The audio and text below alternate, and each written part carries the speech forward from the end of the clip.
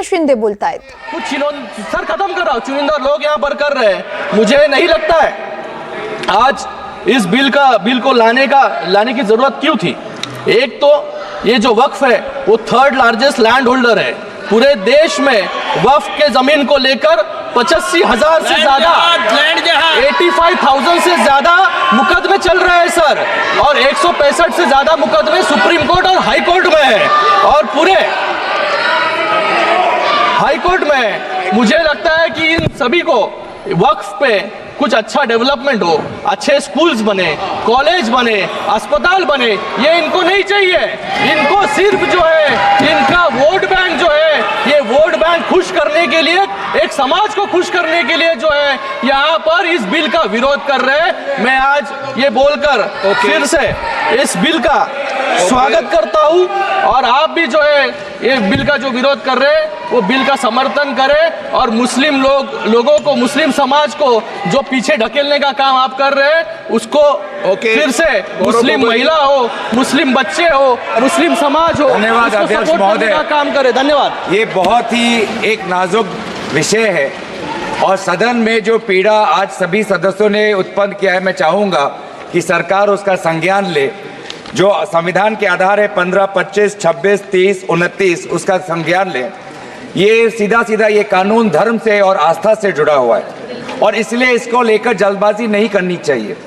वक्फ वो इस्लाम के लोग जो उसको मानते हैं, जिनके दिल में करुणा है, जो समाज के प्रति कर्तव्यबद्ध है, वो इस रास्ते को अपनाते हैं, और इसीलिए उनके प्रति हमें संवेदनशील होनी चाहिए।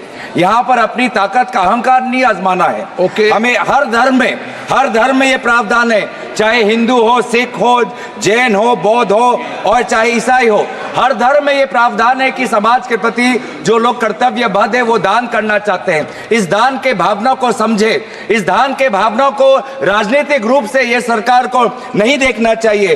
और आज ये बिल विश्वासजनक नहीं है, क्योंकि वे जो संविधान को बदलना चाहते हैं, वे जो लोगों की पहचान कपड़ों से करते हैं, वो उन लोगों पर विश्वास नहीं किया जा सकता। इस बिल का हम विरोध करते हैं।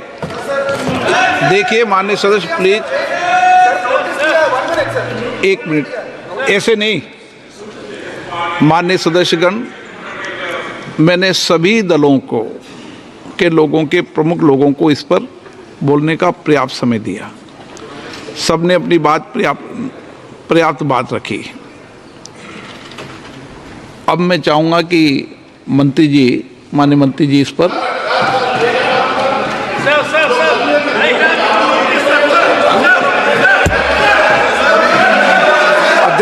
आदरणीय अध्यक्ष महोदय जी,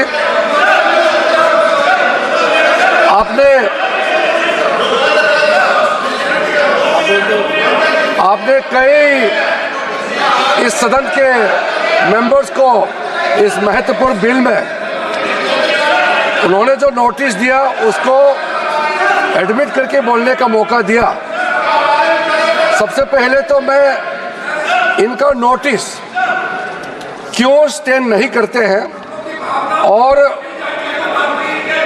जो भी पॉइंट्स उन्होंने यहाँ ऑब्जेक्शन के तौर पर रेज किया, यहाँ उसको एडमिट क्यों नहीं करना चाहिए, मैं संक्षेप में बताना चाहता हूँ।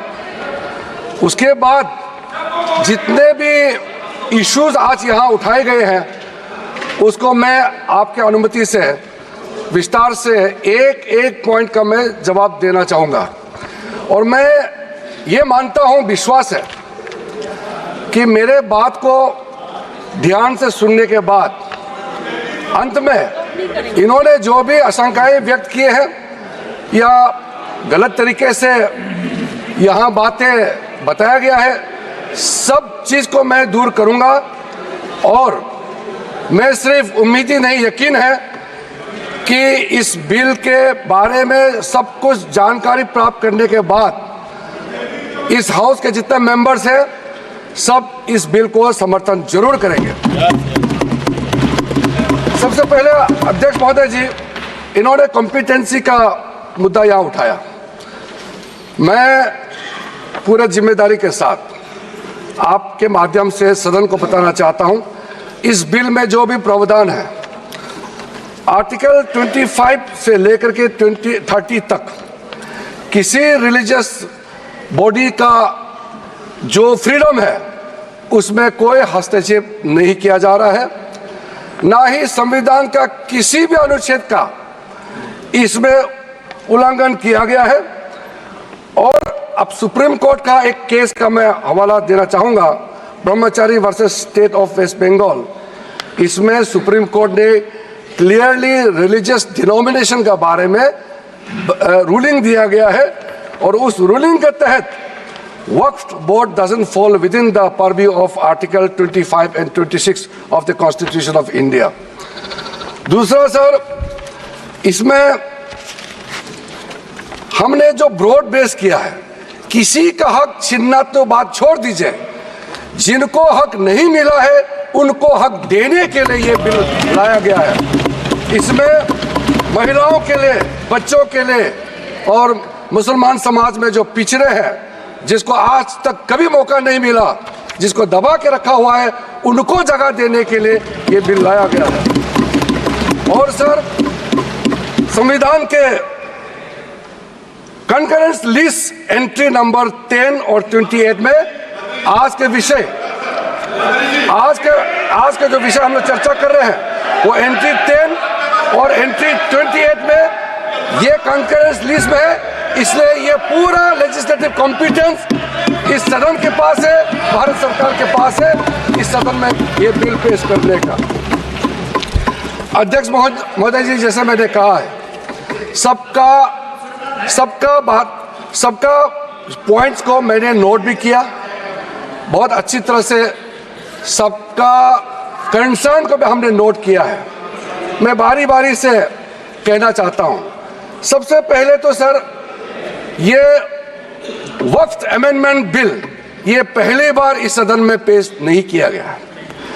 अंग्रेजों के जमाने से लेकर के उससे पहले का लंबा इतिहास में मैं नहीं जाना चाहता हूं, लेकिन आजादी के बाद सबसे पहले ये एक्ट लाया गया है। 1954 में सबसे पहले ये एक्ट लाया गया था। उसके बाद कई अमेंडमेंट हुए सर, काफी अमेंडमेंट होने के बाद, मैं पूरा इतिहास में नहीं जा रहा हूं, लेकिन जो अमेंडमेंट आज हम लाने जा रहे हैं इस सदन में, वो वक्फ एक्ट 1995, जिसको 2013 में अमेंडमेंट ला करके इस पूरा जो वक्त का पर्पस, इंटेंशन और जिसके उम्मीद में लोगों का सालों तक था कि इस अमेंडमेंट जो लाया इससे कुछ फायदा मिलेगा, उसको उल्टा करके 2013 में ऐसा प्रावधान डाला गया था जिसके वजह से आज ये अमेंडमेंट लेकर के हमको यहां सदन में आना पड़ रहा है। सर, 1995 का वक्फ अमेंडमेंट एक्ट में जो भी प्रावधान लाया गया था, उसको कई लोगों ने अलग अलग तरीके से उसका असेसमेंट किया, उसको देखा है कि वाकई 1995 का वक्फ अमेंडमेंट बिल क्या ठीक है, काफ़ी है, जिस पर्पस के लिए लाया गया है वो सर्व कर रहे हैं। कई कमेटियां, कई लोगों ने इसका पूरा एनालिसिस किया है सर, मैं उसका आपके सामने में अभी रखूंगा, लेकिन ये पाया गया है कि 1995 का वक्फ अमेंडमेंट एक्ट ये बिल्कुल असक्षम रहा है, और जिस पर्पस के लिए एक्ट लाया गया है वो पर्पस सर्व नहीं हो रहे थे, और कई गलतियां, कई खामियां इसमें पाया गया है। उसके लिए कुछ कदम उठाया गया है।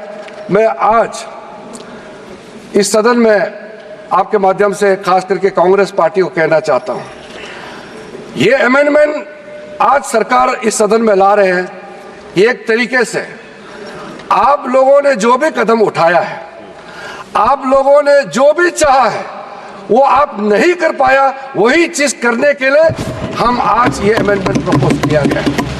अब जब मैं इसका विवरण दूंगा तो आप बिल्कुल सहमत होगा मैं जो आपके सामने में बात रख रहा हूं। और दूसरी बात, इसमें हम लोग सब चुने हुए प्रतिनिधि हैं, मैं अपना बात तर्क रखने से पहले ही बताना चाहता हूं, इस बिल का समर्थन कीजिए, करोड़ों लोगों का दुआ मिलेगा। अगर आप विरोध करोगे, चंद लोगों ने पूरा वक्फ बोर्ड को कब्जा करके रखा हुआ है और आम मुसलमान लोगों को जो न्याय इंसाफ नहीं मिला उसको सही करने के लिए ये बिल लाया गया है। इतिहास में दर्ज होगा कि ये बिल को कौन कौन समर्थन किया है और किसने विरोध किया है, ये इतिहास में नाम दर्ज होगा। इसलिए इस बिल का विरोध करने से पहले आप सोचिएगा करोड़ों गरीब महिलाओं का, बच्चों का, गरीब मुसलमानों का। सर, सबसे पहले मैं सर जो खामियां ये 2014 से लेकर के आज तक ये 1995 अमेंडमेंट एक्ट के बारे में मैं सिर्फ नहीं कह रहा हूं, हमसे पहले कांग्रेस के जमाने में भी कई यहाँ इस मुद्दे को लेकर के कमेटियां और अलग अलग जगह में इसका विवरण किया गया है। सबसे पहले सर 1976 में वक्फ इंक्वायरी रिपोर्ट पेश किया गया था और 1976 वक्फ इंक्वायरी रिपोर्ट में जो बड़ा रिकमेंडेशन आया मैं आपके सामने में पढ़ के सुनाना चाहता हूं। 1976 वक्फ इंक्वायरी रिपोर्ट में कहा गया है सारा वक्फ बोर्ड्स जो है मुतवालिस के कब्जे में चले गए हैं, उसको डिसिप्लिन करने के लिए प्रॉपर कदम उठाया जाना चाहिए। 1976 वक्फ इंक्वायरी रिपोर्ट का दूसरा रिकमेंडेशन है लिटिगेशंस और केसेस जो आपस में मतभेद इतना ज्यादा है उसको सरल करने के लिए ट्राइब्यूनल सिस्टम को गठन होना चाहिए, उस समय का रिकमेंडेशन था। फिर उसने तीसरे पॉइंट ये कहा कि ऑडिट और अकाउंट्स, वक्फ बोर्ड में ऑडिट और अकाउंट्स का तरीका प्रॉपर नहीं है, उसका पूरा प्रबंधन होना चाहिए, ये उस समय का रिपोर्ट में कहा गया है।